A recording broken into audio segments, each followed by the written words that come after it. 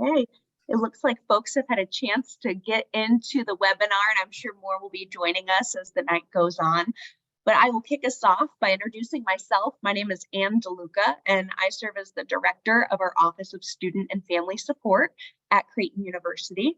And tonight we have a great panelist of leaders from across Creighton to focus on the topic, preparing for finals. So I'm super excited to have students and parents and families joining us tonight. And so the way that tonight is organized is I will read through our list of panelists so you know who all is on the call tonight. Then after I go through the list, I am going to kick things off over to Randy Bibbins-Clark to start our presentations. But a couple of housekeeping items. This session will go for 1 hour, so we will finish at 9 o'clock Central, pretty much right on the dot. And if you can't stay for the whole time, you can return to our Bluejay family website because we will have a recording of this up after the event. We will also be using our Q&A function throughout this webinar. And so folks who are sitting at home, what I'd like you to do is get familiar with the Q&A button. So if you put your cursor down toward the bottom of the screen, I want you to click the button that says Q&A. Give it a click. And I want you to type in that spot where you're sitting tonight. So where you're from, where are you sitting? Because I want to see who all we have in the room tonight. And that'll be a good practice of our Q&A button. So take a second. Here we go. California, Wisconsin. Oh, look at them all. Minnesota, Colorado, Illinois, Minnesota, Wisconsin. Oh, great. Omaha, Papillion. Okay, right down the road. Oh, wonderful. Okay. Well, thank you. So now that tells me that you know how to use our Q&A function.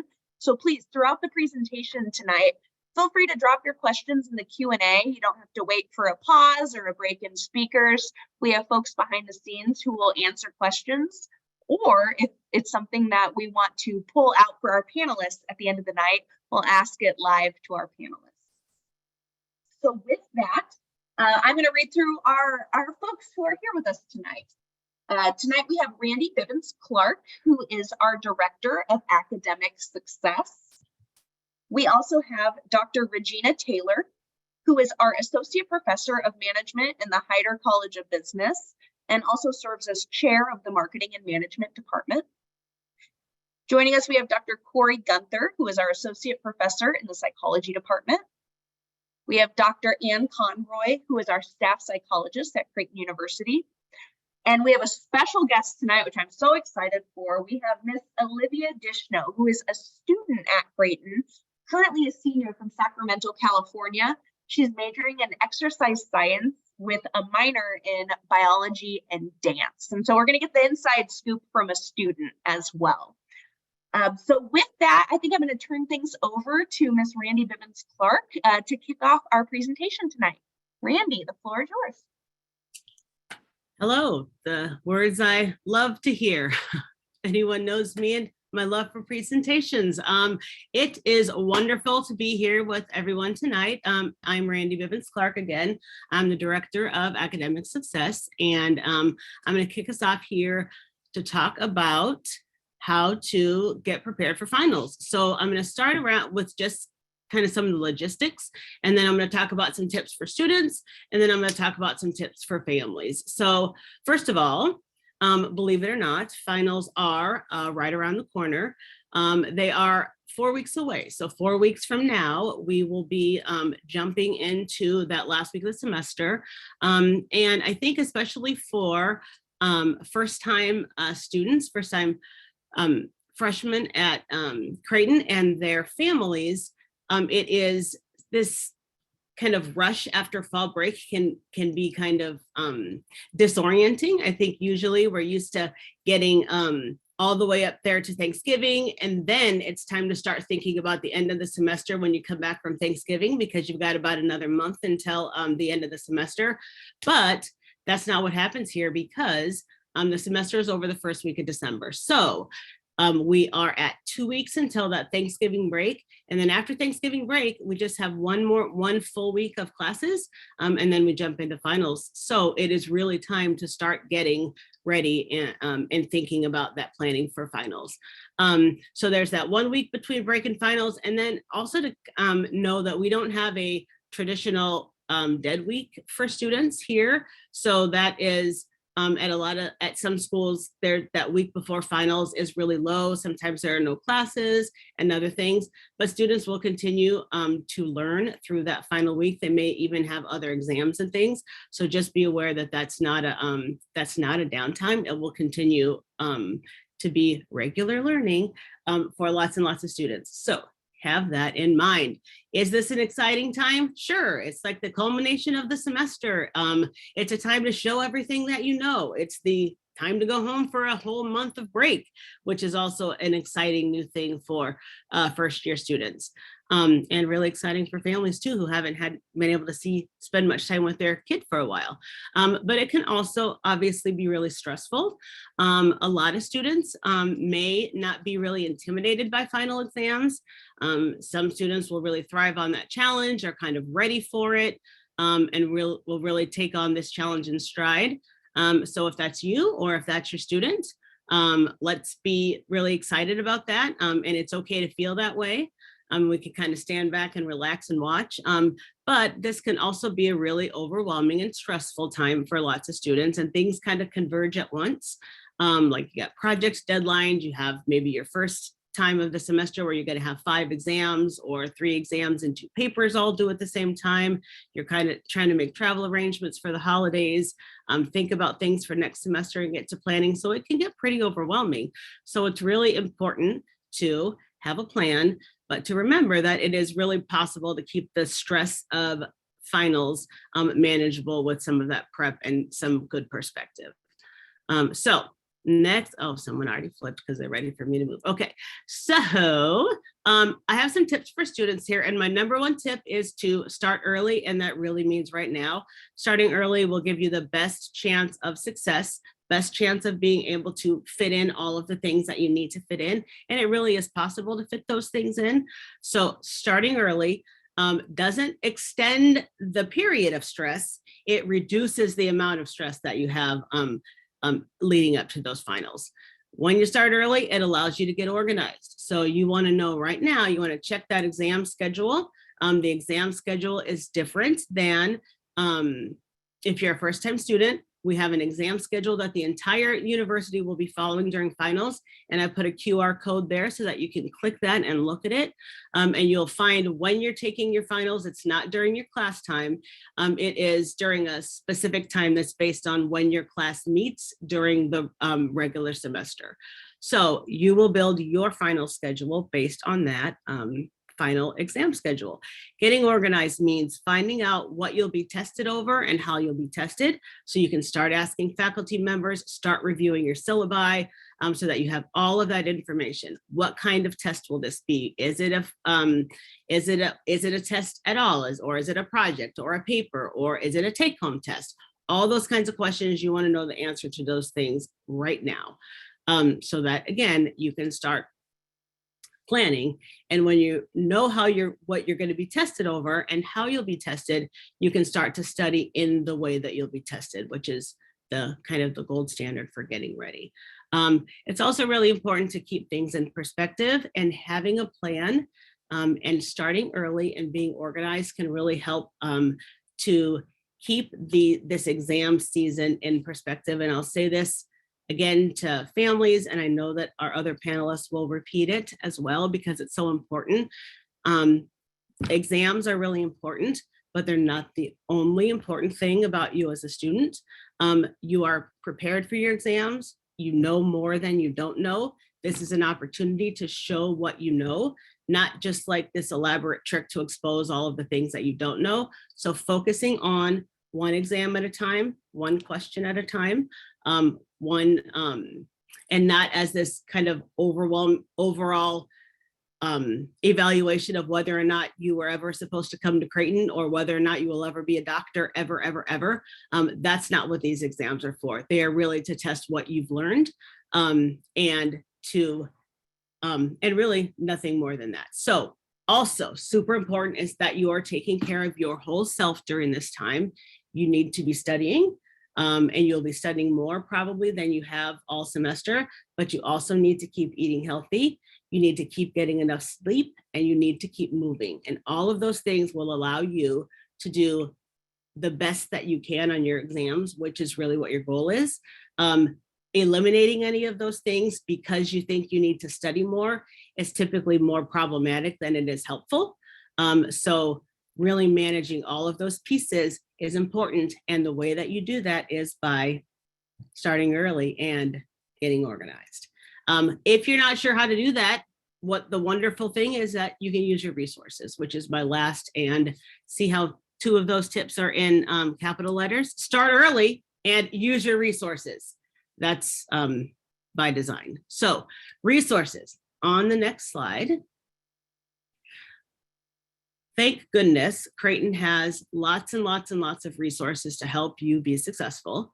It's important for you as students to understand these resources and for families to be aware of these resources as well. So you have your faculty members at your disposal. Starting early allows you to get to them, start asking questions. They are there to help you and they want to help. Your classmates and friends are wonderful sources of information. Again, start asking questions now.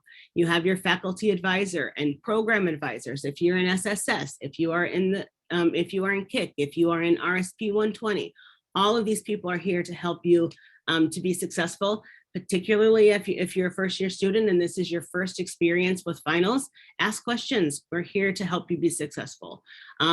My office, the Office of Academic Success, we have tutoring in over 70 courses. We have academic coaching with people like myself and my colleagues, and our graduate assistants and academic success peer mentors, one of whom is on this call as our esteemed student panelist, Olivia. All are here to help you get organized, answer your questions, work on study strategies, all of those things.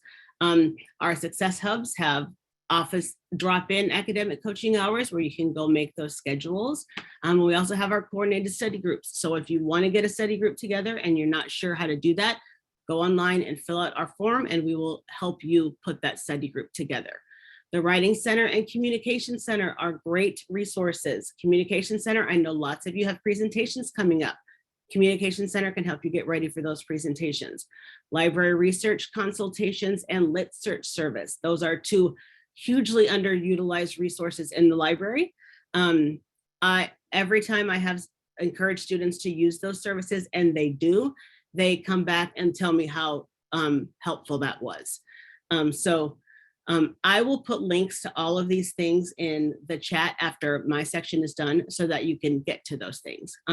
Student counseling services, I won't talk too much about them because we have a rep from Student Counseling Services here. Our Office of Student Accessibility Services is there for students who have a eligible disability, and your family, people who are here on this call, ready to help you be successful. All of those are, that's just kind of a drop in the bucket as far as resources are concerned. Use your resources. Smart students use resources. All right, so my top tips for families starts with be a cheerleader, not a coach. So your students has professors and advisors, tutors, all of the people that we just talked about. They have practice materials, they have their notes, they have lots of things that kind of do that coaching job for them. And they don't typically need or usually want parents to help them study or to step into that role as instructor or coach or whatever. And sometimes it can be really confusing. Like think about like being at a game, a sporting event where you've got a kid who's maybe on the baseball field, they're getting advice from their coach, and then you've got that parent who's like, you got it, they're coming. I shouldn't have chosen baseball because I'm not a baseball person, but they're coming in with all of this other stuff from the stands. It's confusing, and the kid is sometimes just standing there like they don't really know what to do. What they're not getting out there is that cheerleading, and take it from a long-term time cheerleader and cheerleading coach. It's a really important role. Students need to hear that person who kind of knows the general outcome and is there cheering them on, whether they are in the lead or whether they're trying to mount a comeback from behind. They need to hear that cheering, and that cheering comes in ways like finding different words of encouragement to support them, but making sure that we are really focused on their overall well-being and how we can help them, because they're getting that technical stuff from someone else. We want to ask your student what they need from you and just do that. Your student knows what helps them to stay motivated, positive, and on track. When we ask them what they need most, we can make sure that they're getting the support that they need and the way that they need it. And having that conversation early keeps them in the driver's seat and really helps to keep things from kind of devolving into a situation where, especially with the student who was struggling, every communication turns into like this quiz about how things are going and are you studying or are you doing what you said that you would do, which gets really hard for students. I've worked with a lot of students who really sometimes stop communicating with their parents because they don't want to talk about school all the time. So setting that standard in advance. So if the student is asking for that, to do it. Maybe what a student wants is when they talk to their family to not talk about classes at all. And that can feel kind of difficult for parents, but it's really important to kind of respect that. Your student needs to be in the driver's seat and they need to handle this in the way that they're going to handle it. And this is our opportunity to let them do that. Again, as a parent, you can know what resources are available. So if your student is calling you and telling you how stressed they are, not only can you give those supportive words, but you can offer solutions when you are aware of what resources are available and then reminding them to use them. There's a lot of great information also online that you can point students to, and that might like make them feel good to help find some of those fresh tips out there that might be helpful. And we all want to help, but it's also really important not to overwhelm your student with a lot of suggestions. So like give a few ideas, then step back, approach, then retreat. Student may listen, they may choose not to, but in the end, again, they need to get through this in their own way, and they will. It may be stressful, but we can, again, do these types of things that we can do as family members can really help reduce some of that stress. Encourage healthy habits. It can be easy to kind of forget those things. Students, I already said, to make sure that you're eating, sleeping, and moving. Parents, families, we can encourage those kinds of things too. Offer some of your own experiences about how you reduce stress during busy times and allow students to pick up some of those things. Sending encouraging notes and care packages if possible is a really great way to be there without being there. It doesn't have to be anything big, like a quick note that really focuses on the process. I know you've been working your butt off. You're almost there. You know, here's a pack of amazing highlighters or something like that. Those types of things go a long way, and students really do like to feel that touch from home. And then finally, this kind of being mindful in your messaging. Really important to, I obviously couldn't say that grades don't matter, because they do, but none of that is as important as your child's mental and physical health. Students are much, much more than their exam performance, and they need to hear that message loud and clear from the people who matter to them most. So there we go. Thank you so much, Randy. I love all the parts about managing your communication expectations. And I know we had some questions in the Q&A, but we'll do those at the end, because I think next up we will hear from Dr. Regina Taylor. Take it away. Okay, well, thank you so much, Randy, for kicking it off. I have absolutely nothing new to say because that was so many great tips. But maybe I'll take the perspective of, a faculty member and a professor who gives final exams to students. And one of the things that I think is really important is that students know where they stand in the class before finals actually happen, right? So you don't want to get into a situation where you have multiple exams on the same day and you're just not sure, if you turn in all your homework or if you've done all the assignments or how the exams are weighted, right? And so understanding where you are in relation to the requirements of the class is really important. Now, I know all Creighton students do all their homework and turn it in on time. So this shouldn't be an issue. But just in case there's just that one, have a conversation with your professor. Go to their office hours. Show that you are really interested in your grades, right? That really makes a difference. Because I want people to really want to learn the material, but I also understand I teach a required class. I get it.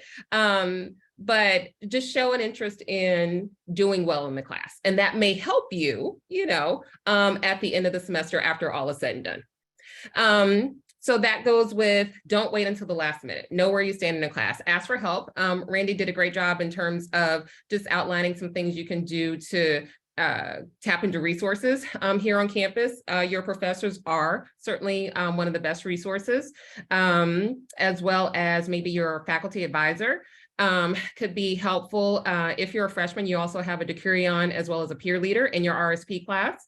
They could also give you some tips and tricks to help you get through finals week.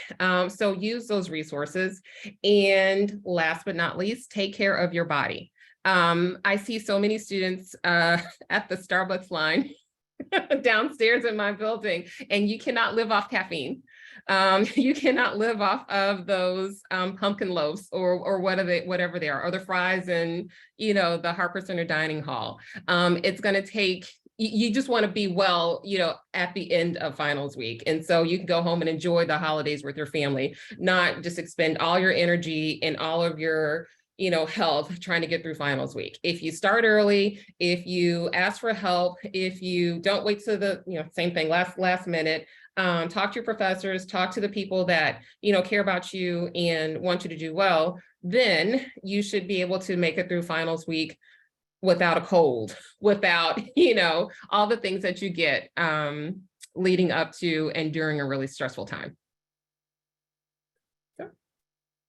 Thank you so much, Dr. Taylor. I just love that attitude about just controlling what you can. I love what you said about caffeine. I want to just emphasize that again, that, living off of energy drinks and Starbucks and a poor diet, this is the type of week where if you set a plan, then you don't have to wing it. You don't have to rough it. You can really be intentional about how you take care of yourself, like Dr. Taylor said, so you don't end up with a cold at the end or just not feeling great before break. So thank you, Dr. Taylor. We will keep things moving along from Dr. Corey Gunther. Thanks, Ann. Dr. Taylor, you obviously not had some of those pumpkin loaves because they're pretty good. So treat yourself, but for sure, take care of your bodies as well. So I'm a psychology professor, but my background is in motivation and goal pursuit. So talking about ways to manage our energy and our goal setting is something that's a passion of mine. And one of the things that I talk with all my students about that's particularly relevant to finals week is we live in a society that so heavily emphasizes grades as the primary outcome, the primary metric to measure success. And grades matter, but I think students think grades matter more than they do, right? So you of course can't get through college with all these, and you should aspire to that. But I've had students quite literally be in tears because they got a B in a class or a B minus. And they'll come talk to me and I'll say, well, why are you so upset? And they say, well, my goal was to get an A and I didn't get an A. And without fail, the question I always follow up with is, but did you learn? Did you learn something? Because at the end of the day, the primary reason that we are academics and we work in an institution of higher education is we want students to learn. So I think to keep the proper perspective, I think encouraging your sons and daughters, and for students who are listening, remembering that the goal of being in college is to learn, right? One of the distinctions we make in the goal setting literature is between performance motives and mastery motives. Performance motives are wanting to master something or to do well so you can look better than other people. Where you might really want to study to get an A in a test, and if you forget it the next day, you don't care. Mastery motives are learning because you want to learn something. And I think too often we heavily emphasize outperforming others and making it look easy. And we forget about the fact that difficulty is okay. Something that's hard to overcome is okay because it's a sign that you may not know it now, but if you work hard, you can overcome that difficulty and you'll learn it more later on. So as you go through finals week and getting prepped for finals week, and for a lot of you, as you go through your first semester in college, my guess is a lot of you face academic struggles that you might not have had in the past. That does not mean you're a failure. Ask yourself, ask your children, but are you learning? And if at the end of the semester, if you learn far more, if you know far more at the end of the semester than you know now or the start of the semester, that is undoubtedly a valuable metric of success that you can't lose sight of when finals get stressful. So yes, study, yes, strive for the best grades possible, but note that if you don't get the specific grade you set out to achieve, that doesn't mean it's a failure. It's completely okay to get a grade that's lower than you expected. Ask yourself, did I learn? Did I enjoy what I was studying? Because that's really, really important. And down the line, ultimately, that's what matters the most. I've had students who are applying to graduate school come talk to me who have these pristine GPAs, a 3.9 GPA. And then I ask them 5 challenging questions about the stuff they presumably learned. And it's like a deer in headlights look, where they clearly have a really, really high GPA, but they haven't learned. And I'll ask somebody else who's got a 3.5 GPA or a 3.4 GPA, the same challenging questions where perhaps their GPA is not as pristine as others, but they've really thought about the stuff they've studied. And when you interview people or they have a graduate school interview or a job interview, that will come through eventually. So don't lose sight on learning. The second thing I would say is we've heard a couple of folks talk about planning and getting started early. And one of the things I talk about with our goal setting research is that we do a great job of setting goals, and we often do a terrible job of setting up a roadmap to achieve those goals. So we'll say, I want to get started early studying psychology or studying my econ, and I've got a paper coming up. I want to get started early on that. And I want to take care of myself and exercise and eat right. Well, what I challenge my students to do is say, look at each day, hour by hour, and specifically, how are you going to make time for those things? Where in your day are you going to exercise? Specifically, hour by hour, where are you going to prioritize econ or your theology paper or your psychology studies? And the more specific you can be in setting out that roadmap, the easier it's going to be to check off if you're doing well along the way. Sub goals are a huge thing, right? So I have a huge paper coming up. It's intimidating. It's 10 pages. How am I ever going to write 10 pages? You don't have to write 10 pages in one day. Challenge yourself to write 2 paragraphs in one night.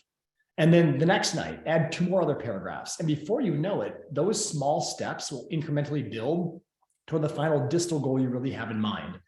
So don't just set goals to get started early. Don't just set goals to be prepared for exams.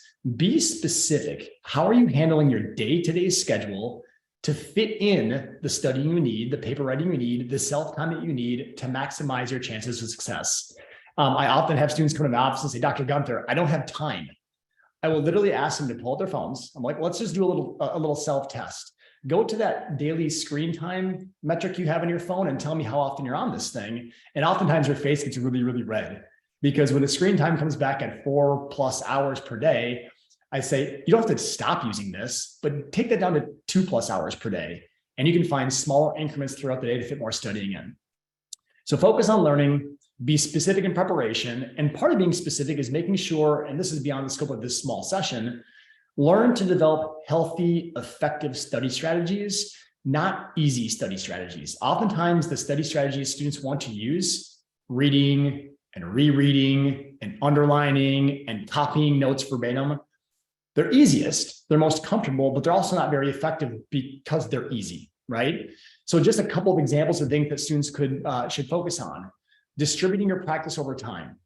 If you take an 8-hour study session and split it into 2 days, compared to an 8-hour study session split into 4 days, even when you control for the amount of time studied, when you space your studies across time, it leads to deeper learning than when you cram. When you think cramming is effective, cramming is not effective. So this is part of starting early, spacing your studies across time. It's not requiring more effort, it's requiring smarter effort. So space your studies. Practice testing. Oftentimes, the first time students gauge whether or not they learn something is at the exam. They haven't tested whether they can actually get it out before they get to the test. And so by the time they realize, I don't know this very well, it's too late. So if your book has practice tests, if your professor has practice quizzes you can do, if you have a classmate that you can quiz each other on, and not just using flashcards or definitions, to Randy's point, you got to figure out how you're going to be tested. If you're going to take a test that is memorizing definitions, then use flashcards with definitions. But I have a hunch that most college courses don't have tests that are flashcards with definitions. They require you to think deeper about what you're actually learning. So make sure you match what you're studying and how you're studying and the practice that you're doing to gauge that deep learning.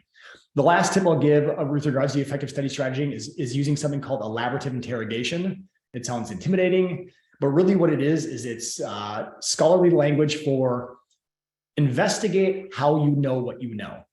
If you complete a multiple choice practice test and you click what you think A is the correct answer, challenge yourself to be able to explain why A is the correct answer and why B, C, and D are not the right answer.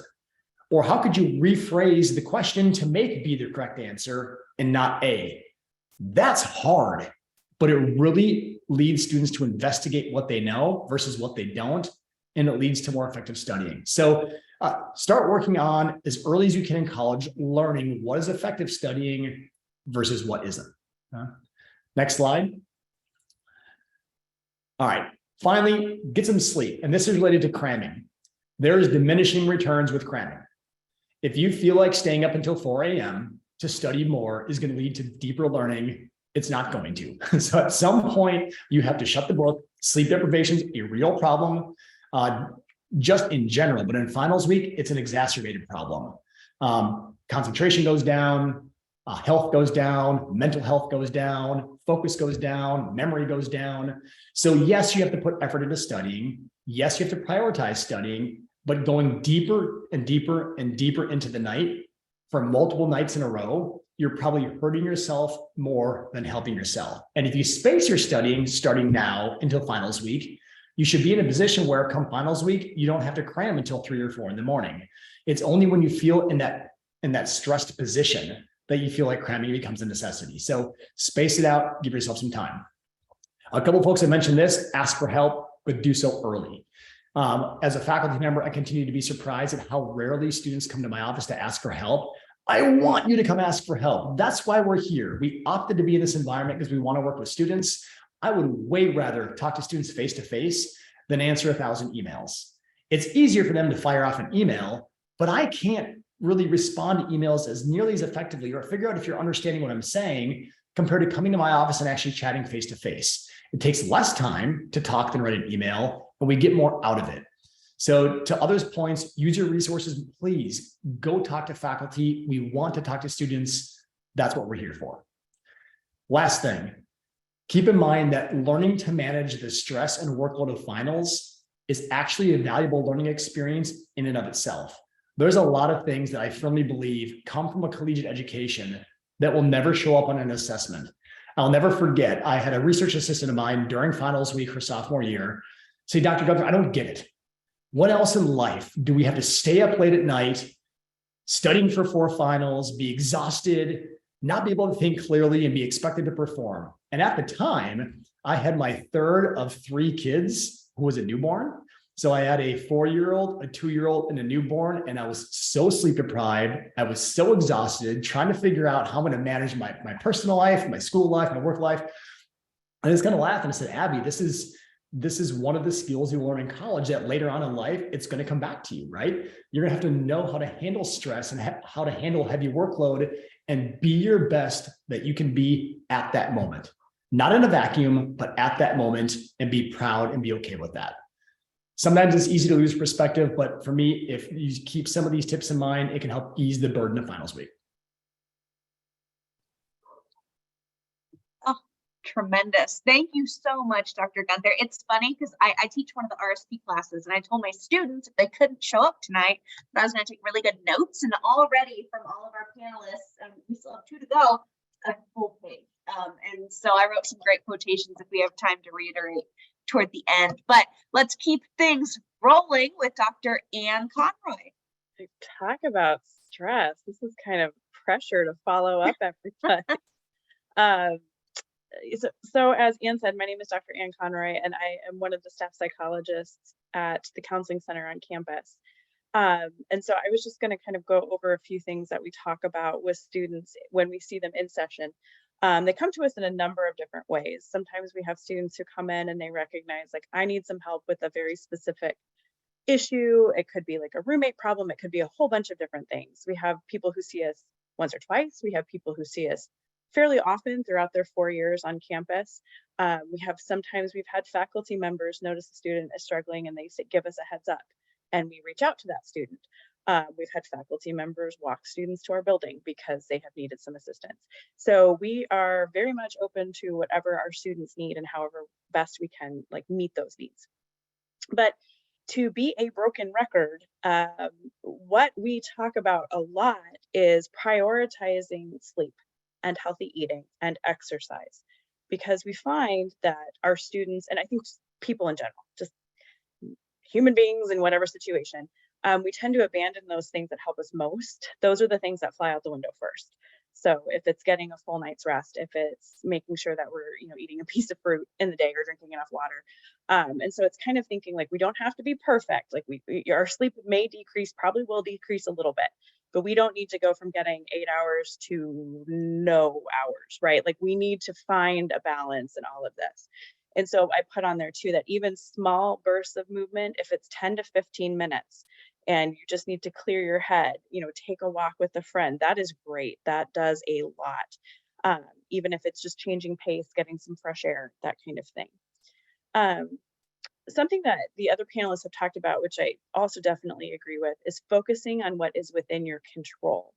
So it's how you study, what you study, and how you take care of yourself. I'm sure there's things I'm missing out of that, but those were the buckets that came to my mind. Because I think what we see, especially this time of year, is that, this test determines the grade for this class, which determines what I can take next semester, which determines if I can apply for graduate school, and on and on and on. And it becomes less about the moment and less about what you can actually control. Because, at that point, you've already not gotten into graduate school and you're a freshman. Like there is a lot that happens. And I use this example with students, and no one has ever asked me what I've gotten in any class that I've ever taken. Like that is not something when someone sits down in my office and needs my help, they don't care what I got. Like, I mean, maybe they should. I don't know. Maybe that's a marker of how well I do my job. But I think it's important to help students recognize like this does not need to be a spiral that we go down, because there are things that we can do right now, and they can seem small and like they're not going to matter, but they really can. And so it's really focusing on what you can do in the moment to take care of yourself, what you can do, if you're kind of fuzzy on a concept, if it's talking to your professor, if it's talking to a classmate, if it's trying to see what somebody else's notes say, that's great. Those are all good things that kind of add up and build up to success. Like Dr. Gunther said, really what everybody said, studying in small chunks is way more effective than pulling an all-nighter. And it's almost like in that scheduling those breaks, right? So maybe it's 45 minutes of studying or 50 minutes of studying and then a 10 to 15 minute break. And that break can be like getting a glass of water, stretching, maybe it's checking a text message, nothing that's going to send you down like if you are social media and you're going to fall down the rabbit hole, don't do that. Like don't hop on Netflix if that's something you can't hop off on. Make that break productive. Get yourself a snack, check in with a friend down the hall, that kind of thing, and then get back to it. Do another 50-minute chunk of time, because you're just building slowly, incrementally, but you're deepening that learning, like Dr. Gunther said, and you're not trying to cram at the last minute. So next slide, please. So I followed Randy's lead because honestly, I wasn't entirely sure how the slide should break down. So I went with kind of a family member slide as well. But like what everybody else has said on the panel is reminding your students that they are not their grades. And it can be very easy in a competitive college environment with students who really want to do well, that they can over-identify with their academic performance, and then it becomes really hard to see themselves as anything else.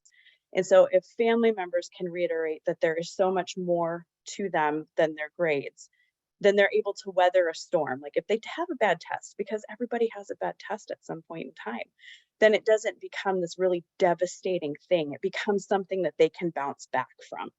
And so again, to reiterate, just kind of, as Randy said, being mindful in your messaging about, yes, you might want to check in on how they're doing, and that's completely understandable, but let's not make the entire conversation about how they're studying, what they're studying, when they're studying.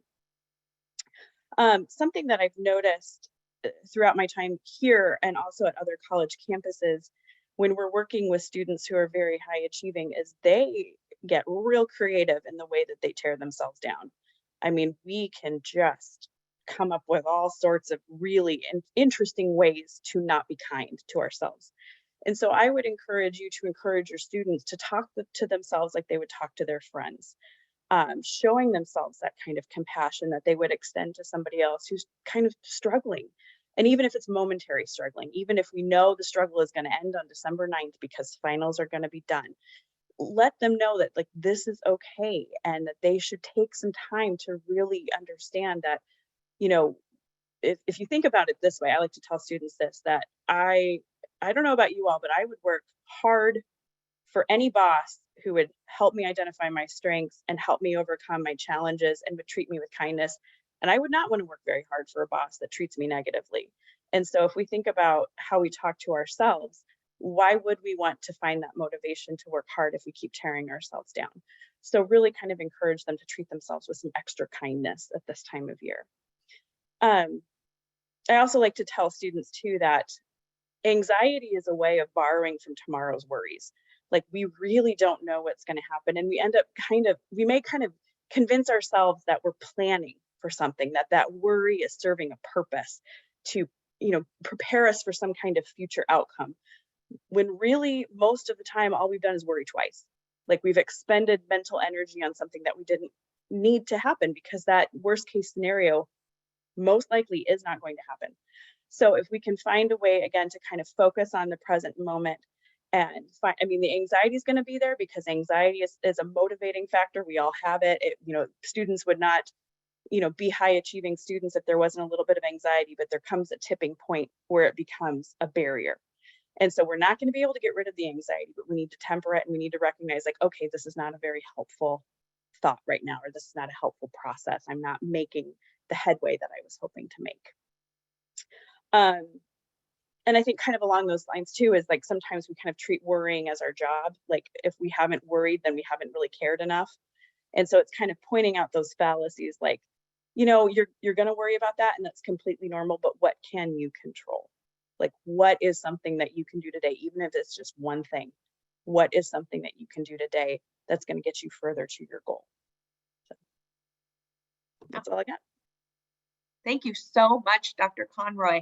Again, so grateful for all of our panelists, of our faculty and staff. And I'm also just so delighted we're at 8:45 right now to turn it over to a student who's going to give us the inside scoop of her best tips and tricks all the way to senior year of taking finals so many times. So Olivia, we're going to pass the floor over to you. Take it away. And thank you so much for being here. Yes, thank you. So I wish I would have come onto this Zoom or whatever it was when I was a freshman, because I did all the things that you guys said not to do. But I think something that I really like about Creighton is the environment that the entire university puts together to facilitate you having a good finals as a student. And I think a lot of students focus on that there is no dead week, but I think that week, even before finals, even though there still is classes, it's review for a lot of students, and it's review for the professors, and everyone's kind of getting into gear. So I would say that just some campus activities and spaces that I have found studying wise and helpful is Scut Ballroom. They open that up for studying for students as an extra space. And honestly, Scut kind of becomes a library during finals. So it's normally a place where people go to socialize, eat lunch and stuff like that. I really liked that when I was living on campus, to get out of the dorms and be able to go to a space that had people around it. So it can kind of simulate like, oh, there's other students working next to me like there would be during an exam. So I really like that, where everyone is focused on their own things. I also know that I was stressed about this as a freshman living in the dorms with rowdy people sometimes. But the residence halls during finals week have required quiet hours, and they move that higher into or earlier into the night. So I think it might be like 8 or 9 p.m. where it has to be quiet so everyone can get a good night's rest and sleep. Because I know that was something that I was stressing about as a freshman and sophomore, of like, am I even going to be able to sleep because someone's going to be blasting music like normal or something like that? I also love Coco the therapy dog. She's very busy during this time of year, but she will be very active on campus. And I use that as one of my study breaks just for 10 minutes, leave the library, go find Coco, and then come back. And I am a lot happier. I do also want to say, like, professors are very accommodating to students during this time. They know that there's the hustle and bustle and everything like that. And what I do have to say is, since it is finals week and you don't have classes, you are able to meet with your professors at a more flexible time. And they normally are very accommodating, as well as TAs will oftentimes hold extra study hours or will even be willing to meet with you if it's a personalized TA for that class. So if you are confused on a concept or something like that, your professors are more than welcome to help you. And that was something that I did not use freshman year because I was scared that my professor was going to judge me because I didn't have the best grade in the class, when that's in reality when you need to go the most. And they're not there to judge you. It's their job to help you and they want to do their job. So like they said, but I also want to say there's a bunch of clubs and organizations and wellness activities that happen on campus. A lot of the times they're in Scut or on the spine of the KFC, or just even outside, just handing you out like little treats or something like that to help you get through finals week, which I always like just because I was able to walk outside, see some familiar faces, and then go back to studying, which I think is also very unique to Creighton, just because it's such a small campus that you're able to see familiar faces and able to get that kind of de-stress in the middle of your very intense studying. But yes, next slide. Some things that I've learned through my finals is I definitely did think it's important not to make major changes in your life during this time. I know that like a lot of sports and clubs and organizations don't have anything going on this week, so you kind of feel like you have so much time on your hands. But I do think it's important that like you set a very like realistic schedule for yourself and really reflect. I'm just going to highlight a lot of mistakes I made freshman year because there is a long list, but I made my study schedule and I told myself I was going to wake up at 6 a.m. every day. That's not realistic. And most of the times students don't do that. And I don't know why I thought that was going to be the time that I was going to do that. So just make a very realistic study schedule that's specific for you. And I have been meeting with a lot of students for my job, and I encourage them to make that either this week or the week or next week. But before they leave for finals, start getting ready up for those study guides, because those will be your main materials, and also getting any like old exams and stuff like that, like materials from your classes organized now, so you don't have to spend a day doing that when you come back from Thanksgiving. That really saved me a lot of time these last couple of years. I normally tried to have the goal of having my study guides all finished before I left for Thanksgiving break, so I could relax during Thanksgiving break and feel good about what I needed to do as soon as I got back. Because if you have that specific study schedule, you know that like you have to kick it into gear immediately afterwards.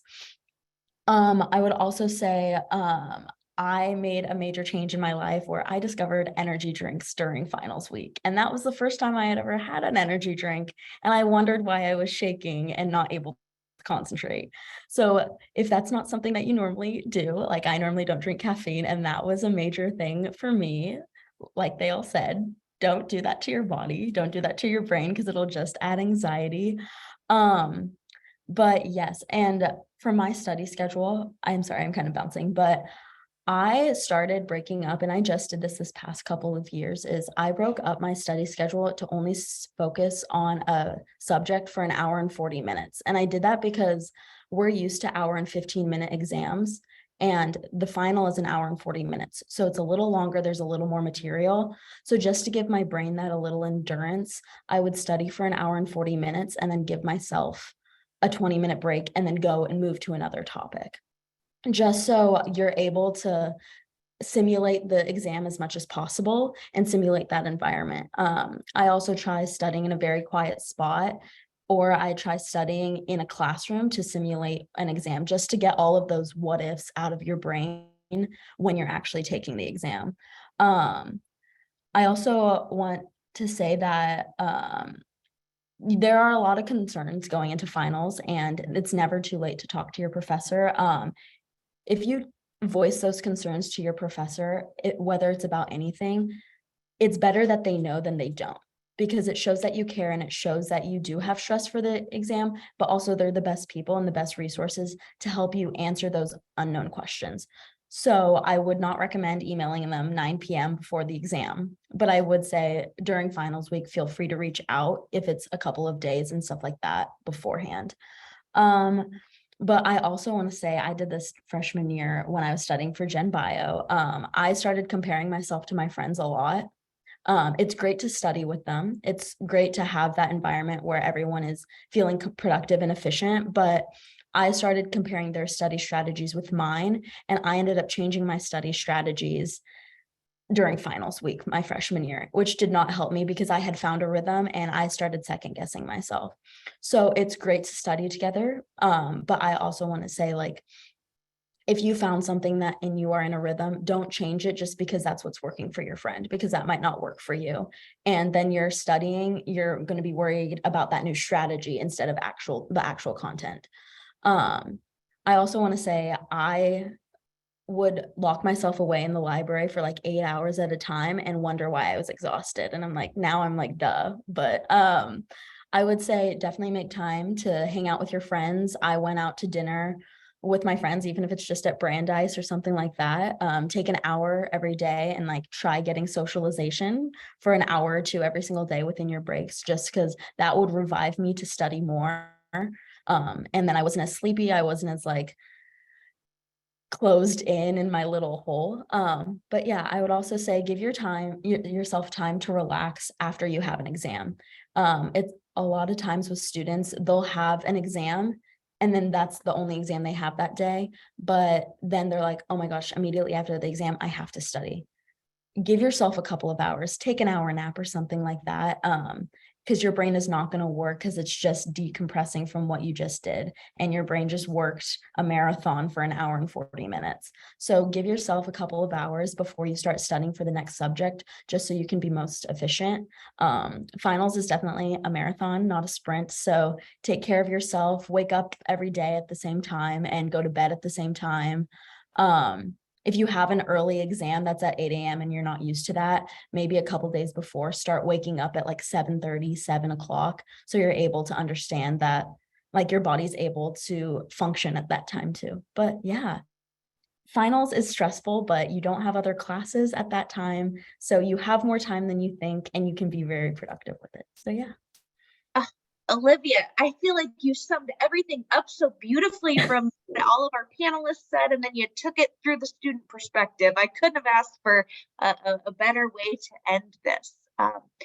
Can I just point out that I hired Olivia as a academic success peer mentor, so I just wanted everybody to know that. So I did do good for my boss. Well, and one thing that I want to emphasize, I know we're running close on time, is I think I heard everyone say this, but I just have to emphasize it again. If you are a student, or if you have a student who doesn't have an A in their class, and maybe they feel embarrassed because they missed a class and they failed an exam or whatever it is, sometimes academics can feel a little bit embarrassing and it can feel kind of lonely. And I'm seeing Dr. Taylor and Dr. Gunther nodding their head every time we say our professors and faculty want to hear from all of our students. And so I encourage you to never feel embarrassed to reach out to your faculty. Even if they told you to do something and you didn't do it, you can still come back and try again, okay? Take the embarrassment out of it. They want to hear from you. So if there's a little voice in your head saying, oh, I don't know if I should go talk to my professor, this is all of us on this panel saying, yes, go reach out and talk to them because they want to hear from you.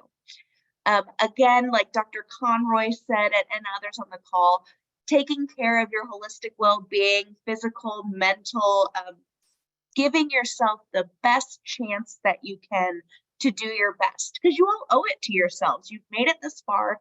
You've worked so hard.